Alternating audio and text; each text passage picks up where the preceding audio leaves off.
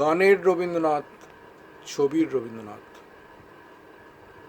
কোনো টিভি চ্যানেলে রাতের দিকে কোনো শিল্পীর গলায় ভেসে এলো রবীন্দ্র গানের এক অমোঘ লাইন, হে মাধবী দ্বিধা কেন।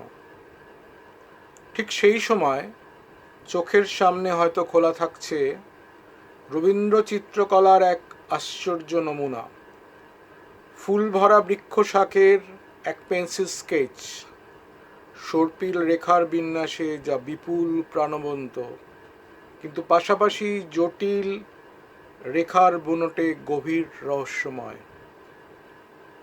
এই সমাপতন কি আমাদের মনে প্রশ্ন রেখে যায় না যে গানের রবীন্দ্রনাথ আর ছবির রবীন্দ্রনাথ কি একেবারেই আলাদা? রবীন্দ্রনাথের বিভিন্ন কথাবার্তা বা চিঠিপত্র বোধহয় এই কথা আমাদের ভাবনার মধ্যে উস্কে দেয় যে চলচ্চিত্র ছাড়া প্রায় সব সৃজনশীল মাধ্যমে তার অনন্য প্রতিভার স্বাক্ষর থেকে গেলেও গান এবং ছবি বোধহয় ছিল তাঁর হৃদয়ের সবচেয়ে কাছাকাছি। সে কি এই জন্য যে এই দুই মাধ্যমে তার ছিল না কোনো প্রথাগত তালিম, তাই থেকে গিয়েছিল রবীন্দ্রনাথের ভাষায় তার মাতলামি করার অবিমিশ্র স্বাধীনতা, এবং এই দুই মাধ্যমই জীবদশায় তাকে তুলে দেয়নি কোনো বৃহৎ খ্যাতির জোব্বা বা মুকুট। রবীন্দ্রনাথের সৃষ্টিশীল জীবনের শুরুতে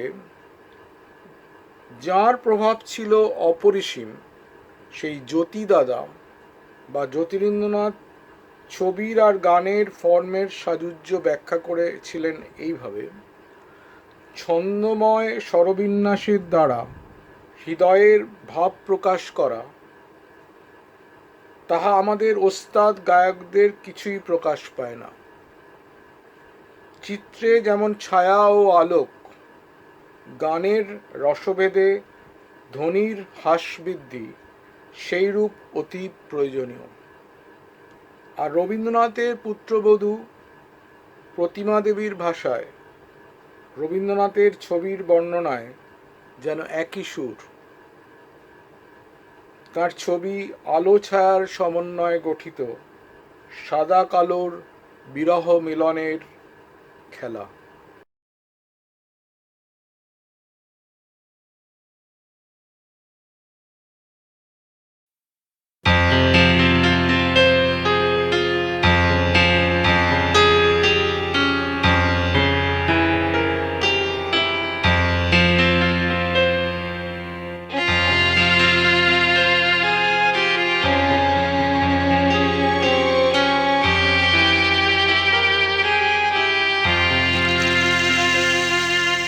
রাত্রি এসে যেথায় মেশে দিনের পারাবারে,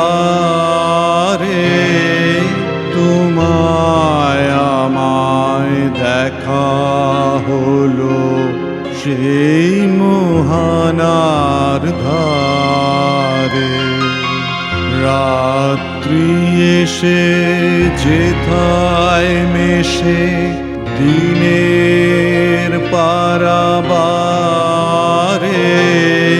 তোমায় আমায় দেখা হলো সেই মোহনার ধারে। রাত্রি এসে যেথায় মেশে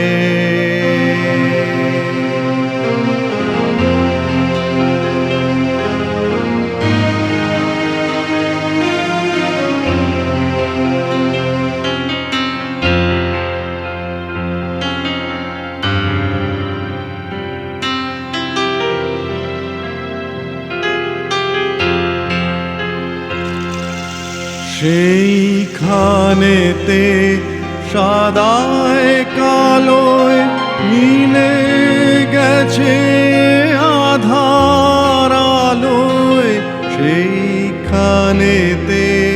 সাদায় কালোয় মিলে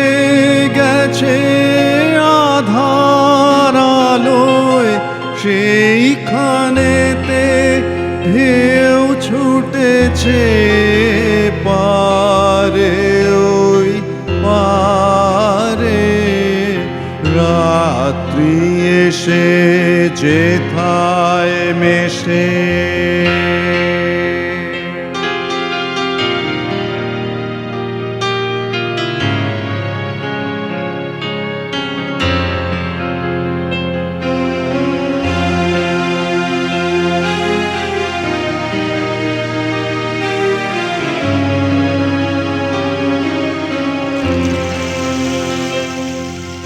নিতল নীল নীরব মাঝে বাজলো গভীর বাণী,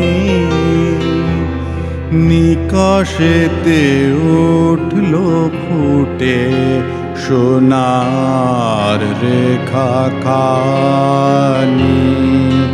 নিতল নীল নীরব মাঝে বাজলো গভীর বাণী,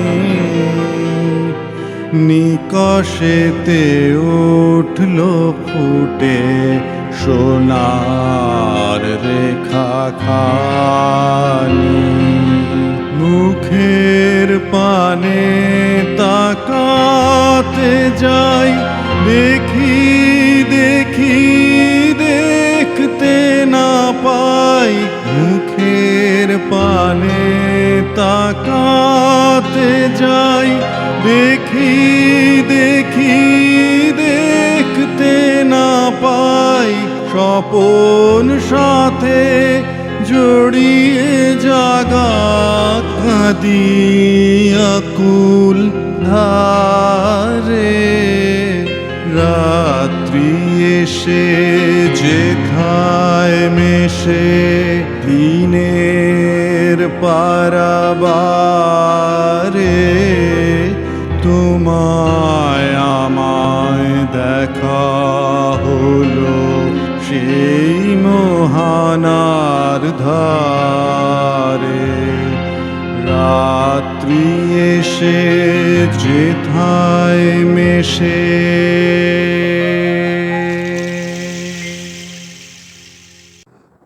নিজেকে একবার এইরূপ রহস্য আবরণে আবৃত্ত করিয়া প্রকাশ করিবার একটা ইচ্ছা আমাকে পাইয়া বসিয়াছিল।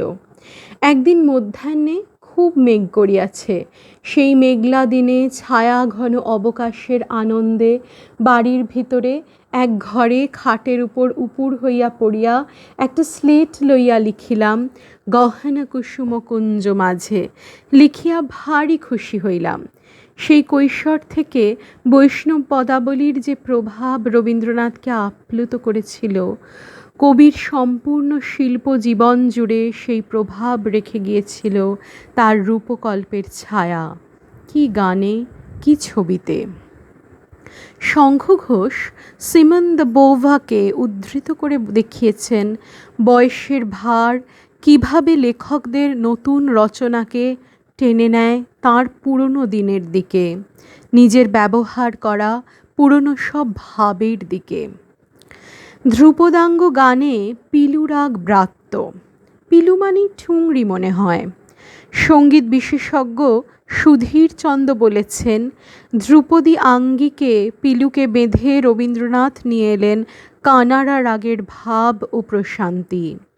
মীরের ব্যাপ্তি, অলঙ্কারহীনতা, বিলম্বিত চলন রবীন্দ্র পিলুকে নিয়ে গেল এক মহৎ উত্তরণে।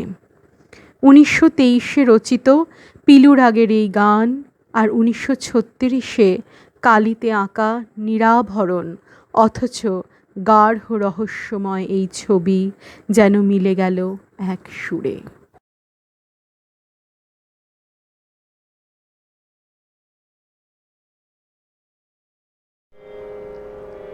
ছায়া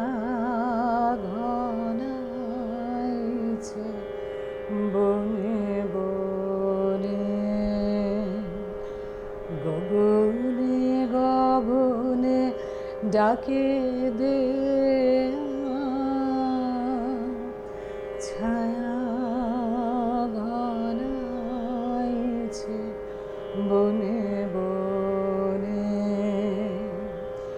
কবে নব ঘন বরিশালে গোপনে গোপনে এলিকে ছায়া ঘনাইছে বনে বনে পুরাবে নীরব ইশারাতে একদা নিদ্রাহীন রাতে পুরাবে নীরব ইশারাতে একদা নিদ্রাহীন রাতে হাওয়াতে কি পথে দিলি খেয়া আষাঢ়ের খেয়ালে কোন খেয়া ছায়া ঘনাইছে বনে বনে যে মধুর হৃদয়ে ছিল মাখা কাঁটাতে কি ভয়ে দিলি ঢাকা যে মধুর হৃদয়ে ছিল মাখা কাঁটাতে কি ভয়ে দিলি ঢাকা বুঝিলি যার বিষারে মনে মনে দেখা হলো তারে বুঝিলি যার বিষারে মনে মনে দেখা হলো তারে আড়ালে আড়ালে দেয়ানে আপনায় লুকায়ে দেয়ানে ছায়া ঘনাইছে বনে বনে গগনে গগনে ডাকে দেয়া ছায়া ঘনাইছে বনে বনে। রবীন্দ্রনাথের কবিতায় ছিল তার দাহকে লুকিয়ে রাখারই প্রকাশ। শঙ্খ ঘোষ দেখিয়েছেন যে কখনো কখনো তার ছবির জগৎ আর তার কবিতার জগৎ যেন চলে আসছে অনেক কাছাকাছি। যেমন সানাইয়ের কবিতাগুচ্ছ, সেই কবিতারই একটি যখন 1938 রচিত মায়ার খেলার নৃত্যনাট্যে গানের রূপ পায়, তা যেন 1934 আঁকা তার একটি ছবির ভার্সিফিকেশন হয়ে দাঁড়ায়। এ গানের সুরে ভৈরবী আর কীর্তন হাত ধরাধরি করে এসে দাঁড়ায়। কলা বিশেষজ্ঞ অশোক নিত্য বলেন, আশ্চর্য দ্যুতি, সংহত সংযম, আপাত স্তব্ধতা থেকে ফুটে ওঠে রেখার মধ্যে এক গভীর অস্থিরতা, রঙের মধ্যে গুমড়ে ওঠে ঝড়, স্পেসের ব্যবহারে পাই অসহ্য কাতরোক্তি, কণ্ঠরোধ করা চাপা কান্না, যেন শ্বাসরোধ করা হওয়ার মধ্যে দিয়ে প্রাণ বেরোতে চায় আলোতে এবং মুক্তিতে।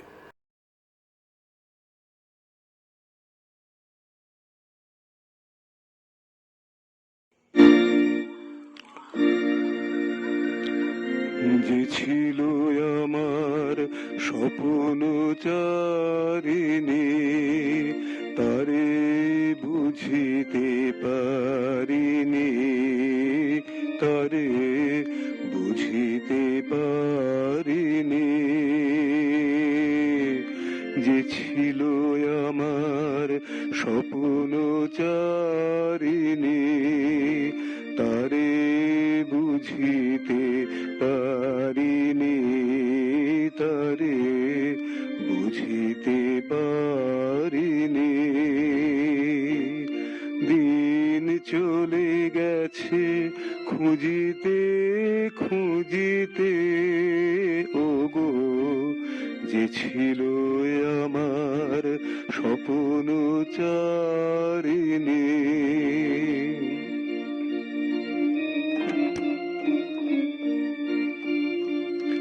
শুভক্ষণে কাছে ডাকিলে, লজ্জায় আমার ঢাকিলে গো। শুভক্ষণে কাছে ডাকিলে, লজ্জায় আমার ঢাকিলে গো। তোমারে সহজে পেরেছি বুঝিতে, যে ছিল আমার স্বপ্ন চারিণী।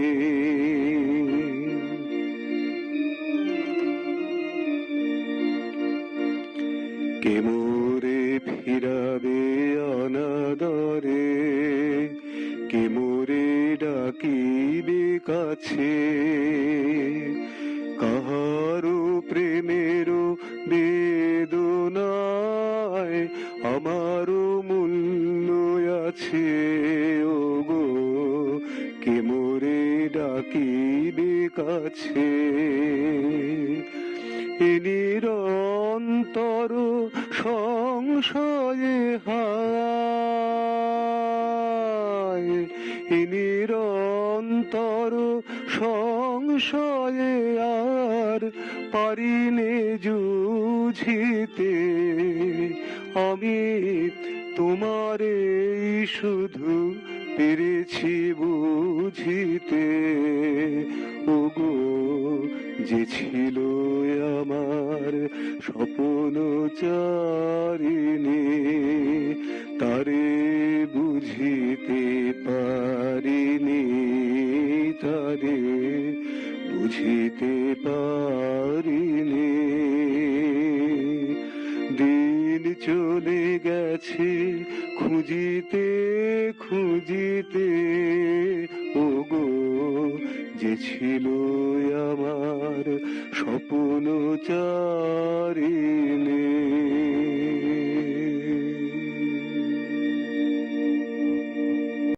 ভ্যান গগ এবং পল গঙ্গা একবার এক বিপজ্জনক তর্কে জড়িয়ে পড়েছিলেন এই নিয়ে যে ছবির রং কিসের অনুযায়ী হবে, প্রকৃতির না শিল্পীর মনের। ঈশ্বর বিশ্বাসী ভ্যান গগ চাইছিলেন না খোদার ওপর খোদকারি করতে। সম্পূর্ণ বিপরীত বিশ্বে দাঁড়িয়ে পল গঙ্গা চাইছিলেন তাঁর ছবির রং আঁকতে মনের প্যালেট দিয়ে। রবীন্দ্রনাথ প্রকৃতিতে মগ্ন থেকেও ছবির রঙে মিশিয়ে দিলেন তাঁর আপন মনের মাধুরী। তৈরি হলো তৃতীয় এক পথ, প্রকৃতির রং লেগেও যা তীব্রভাবে প্যাশনেট, প্রবলভাবে পার্সোনালাইজড। রবীন্দ্রনাথ নিজেও একবার জড়িয়ে পড়েছিলেন এক বিখ্যাত তর্কে বিজ্ঞানী আইনস্টাইনের সঙ্গে, যেখানে আইনস্টাইন বিশ্বাস করছেন যে ফুল ফোটার সিগনিফিকেন্স ফুলের নিজের জন্যেই। মানতে পারছেন না রবীন্দ্রনাথ। তিনি ভাবছেন আমারই চেতনার রঙে পান্না হলো সবুজ। আমরা শিহরিত হয়েই যখন জানি আধুনিক কোয়ান্টাম ফিজিক্স এই তর্কে পাশে দাঁড়িয়েছে রবীন্দ্রনাথের, আইনস্টাইনের নয়। 1895 সালে রচিত প্রেম পর্যায়ের এই গানের প্রথম লাইনে কি উঁকি মারছিল রবীন্দ্রনাথের 1923 আইনস্টাইনের সঙ্গে তর্কে জড়িয়ে পড়ার প্রথম সংকেত? এবং তা ধরা দিচ্ছে সেই সময়ের ছবিতে।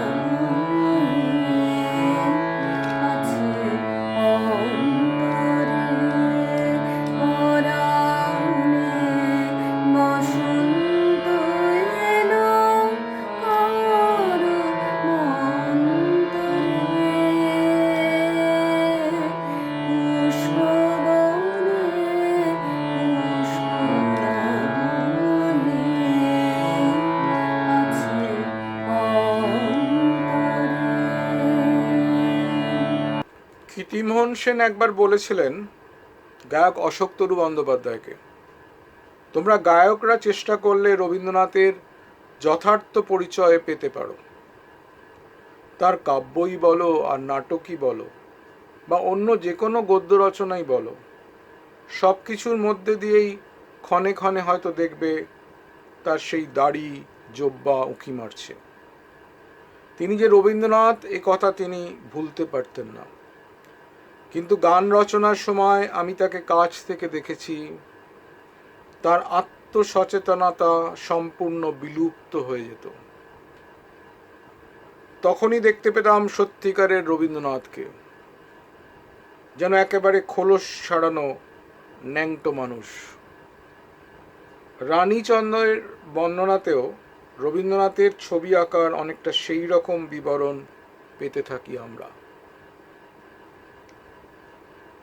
রবীন্দ্রনাথ লোকসঙ্গীতের খোলামেলা মেজাজের সঙ্গে মিশিয়েছিলেন রাগ রাগিনীর মননশীলতা।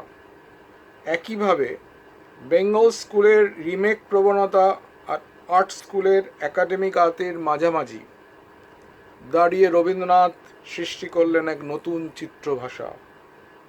ভারতবর্ষের চিত্রকলা যেন পেল এক সতেজ শীত দ্বারা।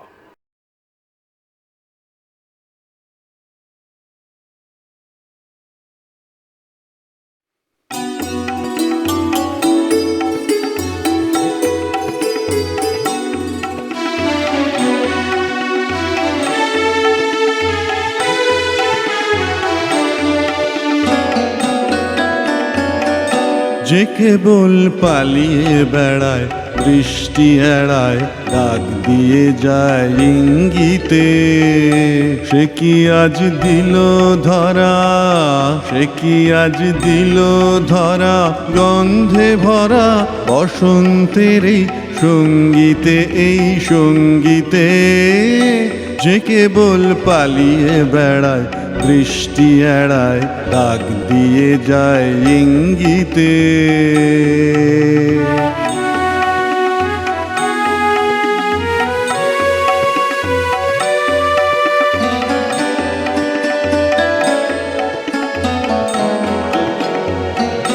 ও কি তার উত্তরীয়, ও কি তার উত্তরীয়, অশোক শাখায় উঠল দুলি, আজ কি পলাশ বনে ওই সে বুলায় রঙের তুলি।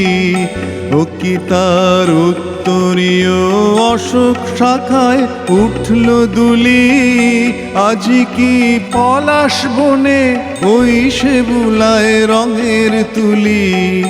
ও কি তার চরণ পড়ে তালে তালে, মল্লিকার ওই ভঙ্গিতে, ওই ভঙ্গিতে। যে কেবল পালিয়ে বেড়ায়, দৃষ্টি এড়ায়, ডাক দিয়ে যায় ইঙ্গিতে।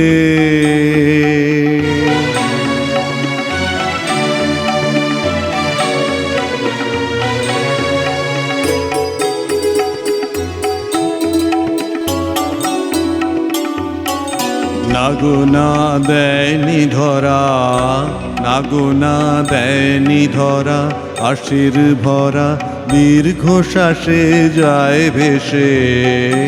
নাগোনা দেয়নি ধরা, আশির ভরা দীর্ঘশ্বাসে যায় ভেসে।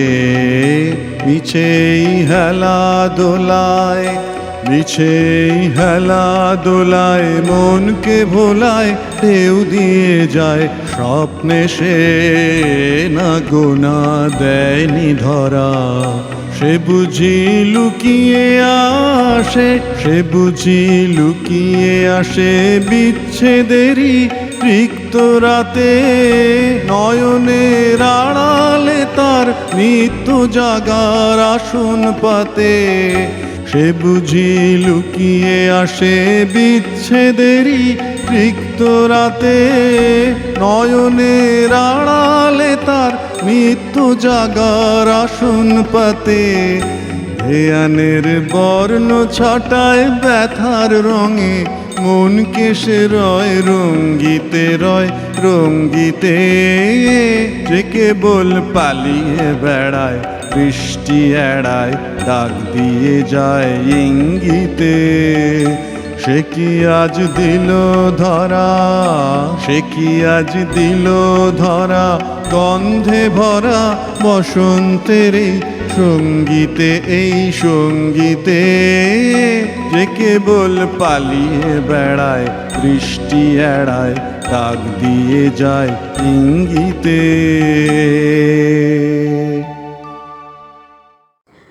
আমার ছবি যখন বেশ সুন্দর হয়, মানে সবাই যখন বলে বেশ সুন্দর হয়েছে, আমি তা নষ্ট করে দিই, খানিকটা কালি ঢেলে দিই বা এলোমেলো আঁচড় কাটি।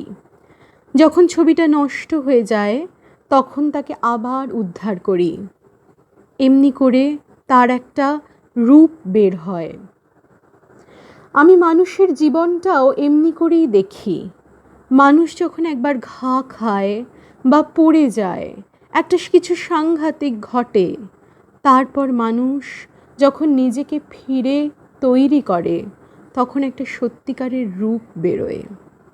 রবীন্দ্রনাথের নিজের ছবি নিয়ে এই উপলব্ধি যেন প্রতিফলিত হয় ধৈর্যটি প্রসাদ মুখোপাধ্যায়ের রবীন্দ্রনাথের সঙ্গীত সম্পর্কের বিশ্লেষণে। গানে রবীন্দ্রনাথের কৃতিত্ব প্রধানত ভাঙনে ও সৃষ্টিতে। সঙ্গীত বিশেষজ্ঞ সুধীর চক্রবর্তী বলেছেন, রবীন্দ্রনাথ বাংলা গানে প্রথম ধ্রুপদের মতো সঞ্চারীর প্রয়োগ করে অন্তরা ও আভোগের একই সুর সমন্বয়ের মধ্যে ভেরিয়েশন অফ টোন সঞ্চার করলেন এবং গানের ভাবগত বিন্যাসেও আনলেন নতুন স্পন্দন। সঞ্চারিতে সুরের অবতরণই স্বাভাবিকভাবে আসে, এরও ব্যতিক্রম ঘটালেন রবীন্দ্রনাথ কয়েকটি গানে, যেখানে সঞ্চারীকে নিয়ে গেলেন উঁচু পর্দায়। তারই নিদর্শন এখনকার গান। তাঁর চিত্রকলায় পাশ্চাত্যের ত্রিমাত্রিক ইলিউশন তৈরি না করে প্রাচ্য চিত্রধর্ম অনুযায়ী বেশিরভাগ ছবিতে রবীন্দ্রনাথ অনুসরণ করলেন দ্বিমাত্রিকতা। শোভন সোম উল্লেখ করেছেন, ক্লোজ আপনেস বা অতি সন্নিহিতি কীভাবে তাঁর ছবির প্রাচ্যগুণকে আরও প্রবল করেছে।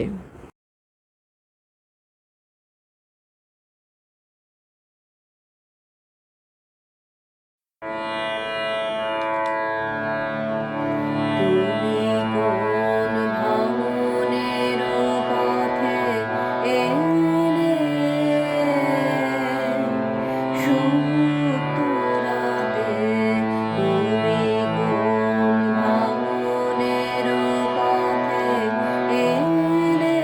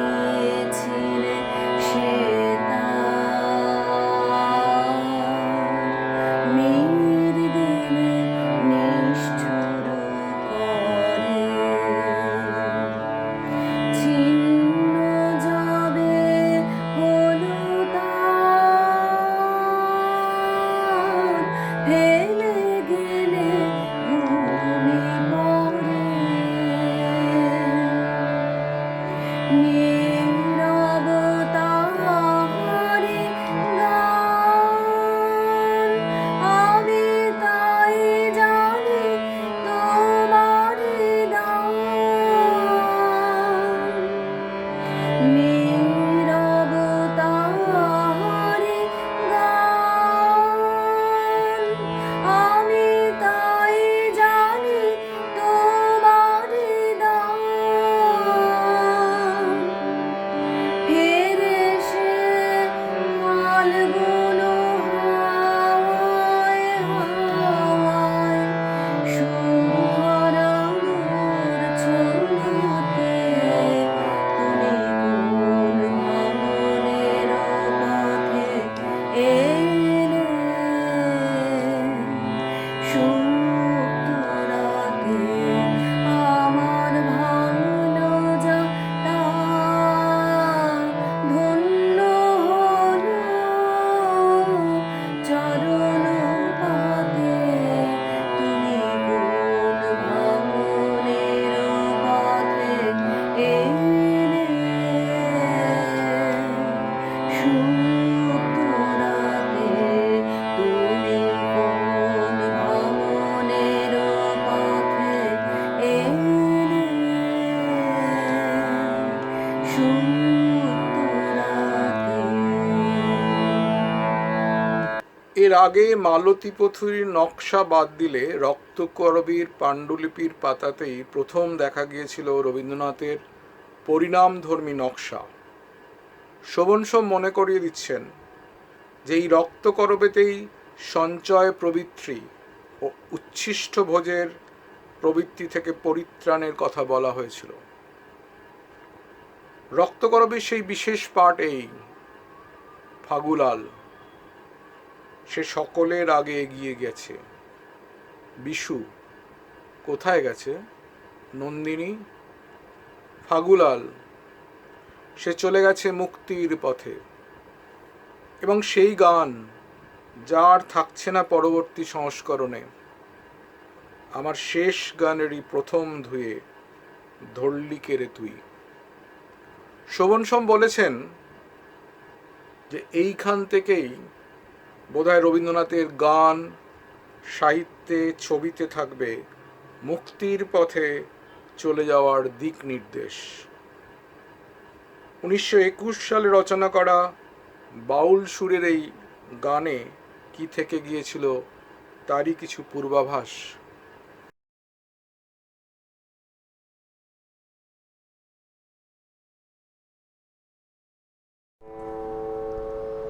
মেঘের কোলে কোলে যায় রে চলে বকের পাতি। মেঘের কোলে কোলে যায় রে চলে বকের পাতি। ওরা ঘর ছাড়া, ওরা ঘর ছাড়া, ওরা ঘর ছাড়া মোর মনের কথা যায় বুঝি ওই গাথি গাথি। মেঘের কোলে কোলে যায় রে চলে বকের পাতি। সুদূরের বীণার স্বরে কে ওদের হৃদয় হরে। সুদূরের বীণার স্বরে কে ওদের হৃদয় হরে। দুরাশার দুঃসাহসে উদাস করে। দুরাশার দুঃসাহসে উদাস করে। সে কোনো ধাও হাওয়ার পাগলামিতে পাখায় ওদের ওঠে মাটি। সে কোনো ধাও হাওয়ার পাগলামিতে পাখায় ওদের ওঠে মাটি। মেঘের কোলে কোলে যায় রে চলে বকের পাতি। ওদের ঘুম ছুটেছে, ওদের ঘুম ছুটেছে, ভয়ে টুটেছে একেবারে। অলক্ষেতে লক্ষ্য ওদের পিছন পানে তাকায় না রে। অলক্ষেতে লক্ষ্য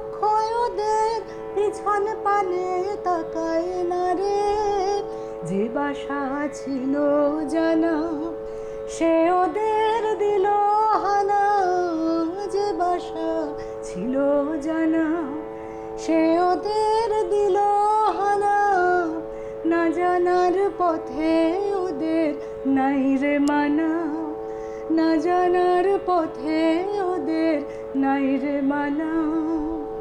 ওরা দিনের শেষে দেখেছে কোন মনোহরণ আধার রাতি, দিনের শেষে দেখেছে কোন মনোহরণ আধার রাতি।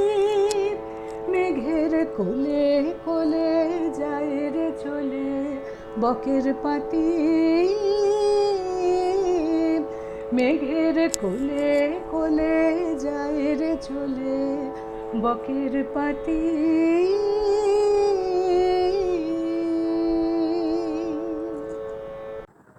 টি.এস. এলিয়ট 1920 সালে 32 বছর বয়সে লিখেছিলেন, "Here I am, an old man in a dry month, being read to by a boy, waiting for rain." তিনি 70 বছর বয়সে লিখলেন, "I have only just now had the illumination of knowing what love is." রবীন্দ্রনাথের কাছে এই প্রক্রিয়া যেন সম্পূর্ণ বিপরীত। শঙ্খ ঘোষের ভাষায় তাঁর শেষের গানগুলিতে বারে বারে ফিরে আসবে বিলীয়মান কোনো স্বপ্নের ছবি। প্রথম বয়সের গানে স্বপন ছিল আগামী কোনো স্বপ্ন দেখার, আজ সে স্বপ্ন উঠে আসে তার আভা রক্তিম, তার পরিবেশ রাত্রির, পিছন দিকে ঘোরানো তার মুখ।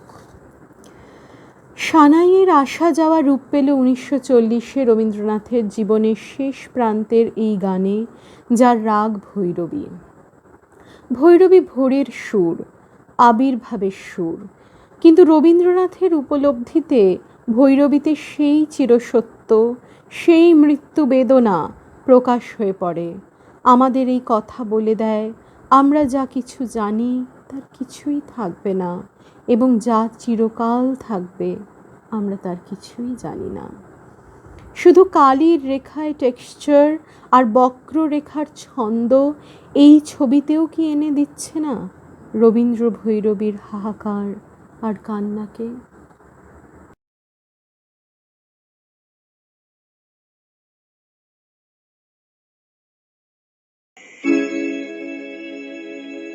প্রেম এসেছিল নিঃশব্দ চরণে, প্রেম এসেছিল তাই স্বপ্ন মনে হলো তারে, দিন তাহারে আসুন প্রেম এসেছিল।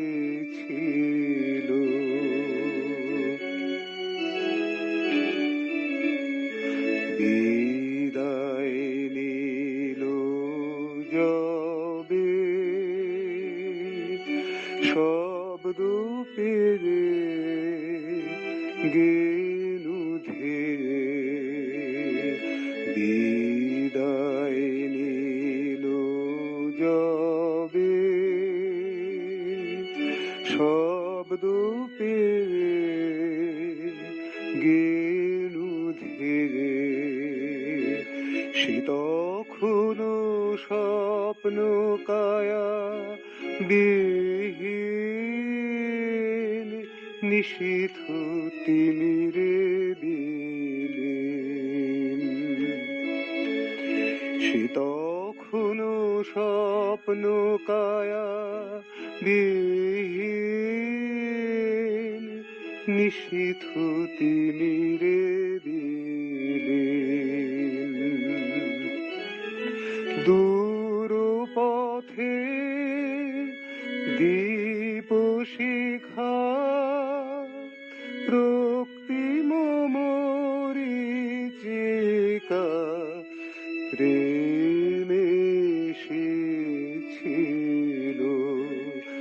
নিঃশব্দ চরণে, প্রেম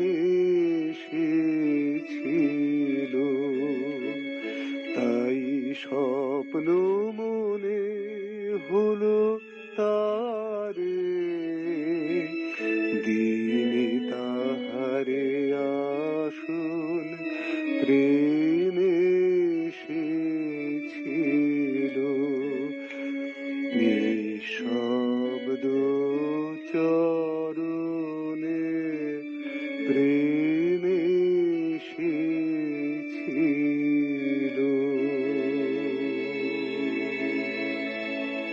শিল্পী কেজি সুব্রহ্মণ্যন তার দ্য ক্রিয়েটিভ সার্কিট গ্রন্থে বলেছেন, by collecting village art and folk songs Rabindranath wanted to get closer to forms that were more basic and carried what he termed the body smell of life, and to retool in their light those forms that were over disciplined by convention or, as he said, over perfumed by culture.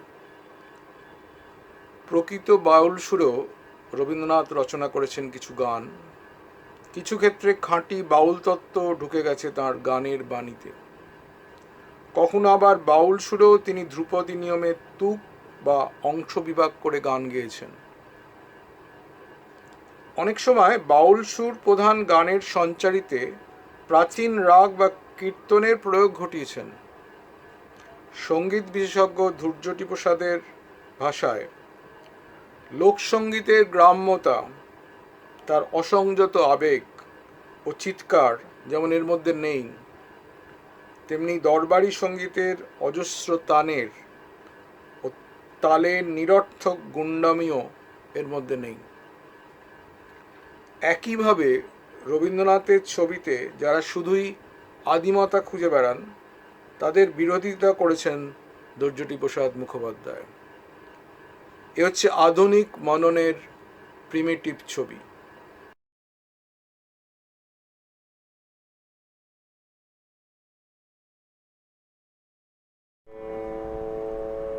আমার মন যখন জাগলি না রে, ও তোর মনের মানুষ এলো দ্বারে। মন যখন জাগলি না রে, ও তোর মনের মানুষ এলো দ্বারে। মন যখন জাগলি না রে, তার চলে যাওয়ার শব্দ শুনে ভাঙল রে ঘুম। ও তোর ভাঙল রে ঘুম অন্ধকারে। মন যখন জাগলি না রে, ও তোর মনের মানুষ এলো দ্বারে। মন যখন জাগলি না রে, মাটির পরে আঁচল পাতি একলা কাটে নিশীথ রাতি। মাটির পরে আঁচল পাতি একলা কাটে নিশীথ রাতি। তার বাঁশি বাজে আধার মাঝে, বাঁশি বাজে আধার মাঝে। দেখি না যে চোখে তারে। মন যখন জাগলি না রে, ও তোর মনের মানুষ এলো দ্বারে। মন যখন জাগলি না রে, ওরে তুই যাহারে দিলি ফাঁকি খুঁজে তারে পায় কি আখি। তুই যাহারে দিলি ফাঁকি খুঁজে তারে পায় কি আখি। এখন পথে ফিরে পাবি কি রে, পথে ফিরে পাবি কি রে। ঘরের বাহির করলি যারে, মন যখন জাগলি না রে, ও তোর মনের মানুষ এলো দ্বারে। মন যখন জাগলি না রে, আমার মন যখন জাগলি না রে। রবীন্দ্রনাথ কোথাও বলেছেন, ইনকনসিস্টেন্সি আমার সবচেয়ে বড় দুর্বলতা কিংবা সবচেয়ে বড় ক্ষমতা। গানে কথা ও সুরের সামঞ্জস্য নিয়ে তাঁর স্ববিরোধিতা ফুটে উঠেছে তাঁর বিভিন্ন সময়ের কথাবার্তায়। আমাদের দেশে স্ত্রী যেমন স্বামীর অধীনতা স্বীকার করিয়াই স্বামীর উপর কর্তৃত্ব করিতে পারে, এদেশে গানও তেমনি বাক্যের অনুবর্তন করিবার ভার লইয়া বাক্যকে ছাড়াইয়া যায়। তিনি আবার অন্য জায়গায় বলেছেন, গায়কেরা সঙ্গীতকে যে আসন দেয়, আমি সঙ্গীতকে তদপেক্ষা উচ্চ আসন দিই। তাহারা গানের কথার উপর সুরকে দাঁড় করাইতে চায়, আমি গানের কথাগুলিকে সুরের উপর দাঁড় করাইতে চাই। তাহারা কথা বসাইয়া যান সুর বাহির করিবার জন্য, আমি সুর বসাইয়া যাই কথা বাহির করিবার জন্য। সঙ্গীত বিশেষজ্ঞ অনন্ত চক্রবর্তী রবীন্দ্র গানে কথা ও সুর সম্পর্কে লিখেছেন, কোনটি কাকে ব্যক্ত করেছে বলা শক্ত, কোনটি রূপ আর কোনটি সত্তা ধরাই যায় না। অন্তিম কথাটা বোধহয় আবার রবীন্দ্রনাথই বলেছেন। সুরের সঙ্গে কথার সন্ধি শর্তগুলো ভালো করে ড্রাফট করা চাই, কথার সঙ্গে সুরের একটা বোঝাপড়া চাই। রবীন্দ্রনাথের ছবি সম্পর্কেও নন্দলালের প্রায় একই উপলব্ধি। বিষয়কে তিনি অবহেলা করেননি, আবার অতি প্রাধান্যও দেননি।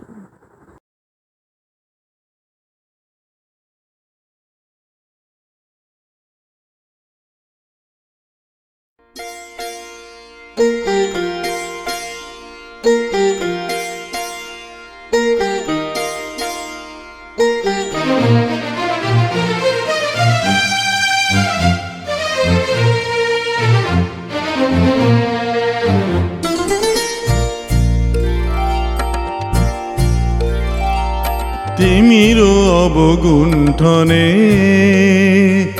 বদন তব ঢাকি, কে তুমি, কে তুমি, কে তুমি মম অঙ্গনে দাঁড়ালে একাকী। তিমির অবগুণ্ঠনে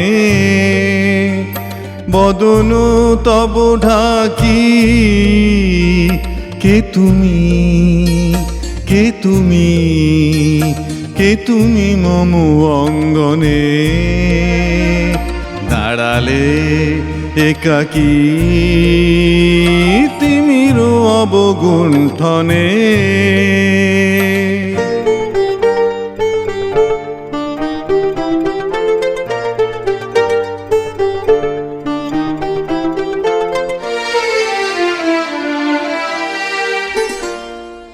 আজি সঘন সর্বরি মেঘ মগন তারা, নদীর জলে ঝড় ঝরি ঝরি ঝরি ঝরিছে জলধারা।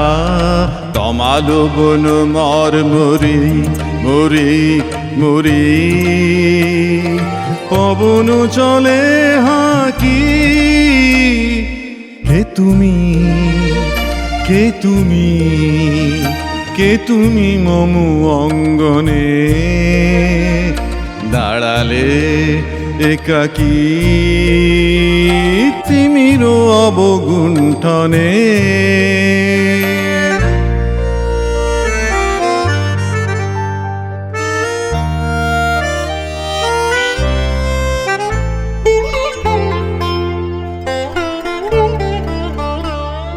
যে কথা মম অন্তরে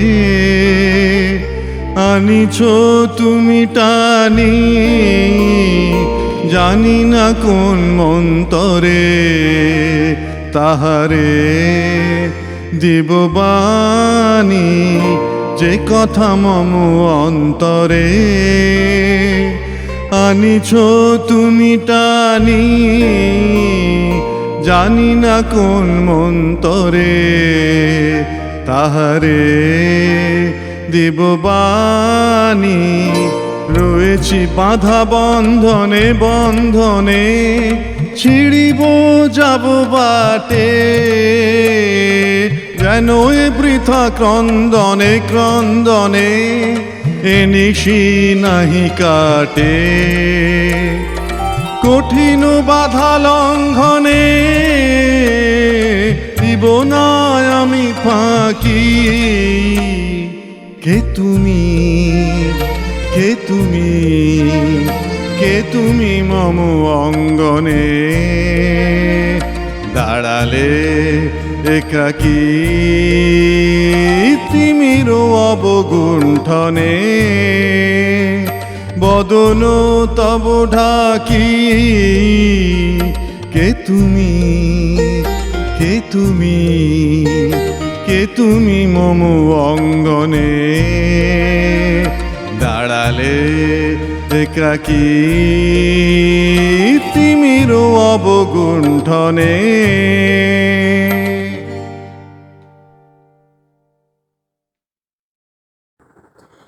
কোলাহল তো বারণ হলো, এবার কথা কানে কানে। 1912 সালে লেখা এই গানের কথার ব্যাখ্যা 1913 সালেই ইংরেজ শ্রোতাদের কাছে পৌঁছে দিচ্ছেন রবীন্দ্রভক্ত এক যুবক। তিনি এজরা পাউন্ড। কানে কানে আক্ষরিক মানে ঠিক মার্মারিংস অফ এ সং নয়, এটি একটি ব্যবহারিক ভাষ্যরূপ যার অর্থ ফ্রম ইয়ার টু ইয়ার। এটি ভিসপারের বাংলা প্রতিশব্দ, কিন্তু এর চিত্রকল্প আরও সুন্দর। এর 20 বছর পরে কাগজের ওপর জল, রং ও কালিতে আঁকা এরকমই একটি ছবি ভেসে উঠছে এই চিত্রপটে, যার মধ্যে বোধহয় কিছুটা থেকে যায় শিল্পী মদিগ্লিয়ানির প্রভাব। অশোক মিত্রকে উদ্ধৃত করে এখানে বলা যেতে পারে যে বিদেশি শিল্পীর নাম উল্লেখ করে রবীন্দ্রনাথকে জাতে তোলার জন্যে নয়, বরং বিপরীতটাই বোধহয় সত্যি। মদিগ্লিয়ানির ফর্মের প্রাধান্যকে রবীন্দ্রনাথ যেন অনেকটাই পেরিয়ে গেছেন ফর্ম ও কন্টেন্টের বিস্ময়কর মেলবন্ধনে।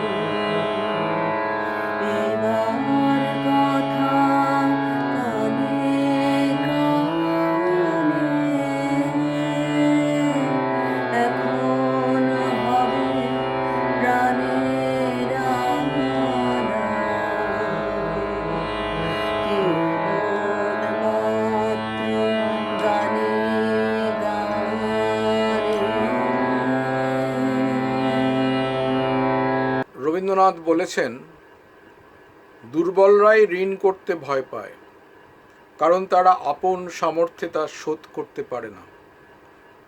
আমি যে 100 হারে বাঙালি নই, আমি যে সমপরিমাণে ইউরোপেরও, একথারই প্রমাণ হোক আমার ছবি দিয়ে। সঙ্গীতেও রবীন্দ্রনাথের কোনো গোঁড়ামি নেই। দিনের জগৎটা ইউরোপীয় সঙ্গীত সুরে বেসুরে খণ্ডে অখণ্ডে মিলে একটা গতিশীল প্রকাণ্ড হারমোনির জটলা, আর রাতের জগৎটা আমাদের ভারতবর্ষীয় সঙ্গীত, একটি বিশুদ্ধ করুণ গম্ভীর অমিশ্র রাগিনী। দুটোই আমাকে বিচলিত করে, অথচ দুটোই পরস্পর বিরোধী। শঙ্খ ঘোষের লেখা দিয়ে শেষ করা যায় এই সংকলন। অনেক আধুনিকই ভুলে যান নিজের প্রশ্নকেও প্রশ্ন করতে। নিজের কোনো বৃত্তের মধ্যে বন্দি করে তিনি তার আধুনিকতার ছোট একটি পরিমাপ তৈরি করে নেন অনেক সময়। শুধু এই বৃত্তটাকে আর পারেন না তিনি ভাঙতে। এইভাবে রবীন্দ্রনাথ আমাদের মুক্তি দেন অভ্যাসিকতার এবং আত্মকেন্দ্রিকতার বিষাক্ত এক মণ্ডল থেকে। সচলতার মধ্যে আমাদের জর্জরিত করে রাখেন তিনি।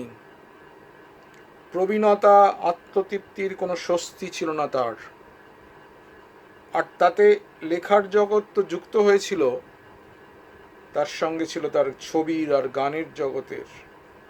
তাই প্রতি মুহূর্তেই আমাদের জন্য অপেক্ষা করে থাকে অভাবনীয়ের আবিষ্কার। প্রতি মুহূর্তেই তিনি নিজেকে ভেঙে বেরিয়ে আসেন নিজে,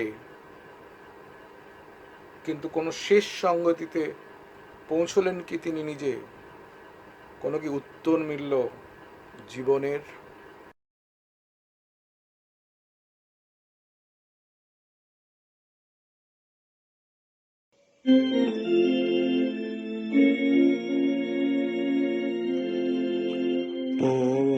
পথের শেষ কোথায়, শেষ কোথায়, কি আছে শেষে পথের? এত কামনা, এত সাধনা, কোথায় মিশে কি আছে শেষে পথের?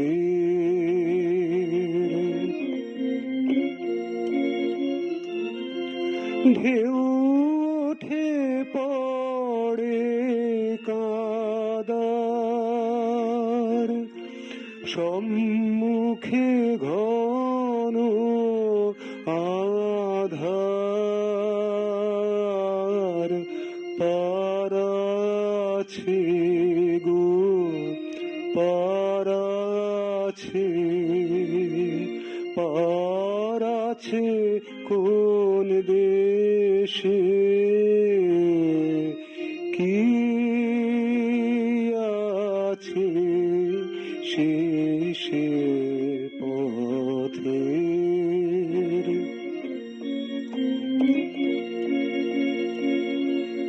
আজ ভাবি মনে মনে, মরীচিকায় অন্বেষণে, হায় আজ ভাবি মনে মনে, মরীচিকায় অন্বেষণে, বুঝি তৃষ্ণার শেষ নেই নেই, মনে ভয় লাগে সেই, বুঝি তৃষ্ণার শেষ নেই নেই,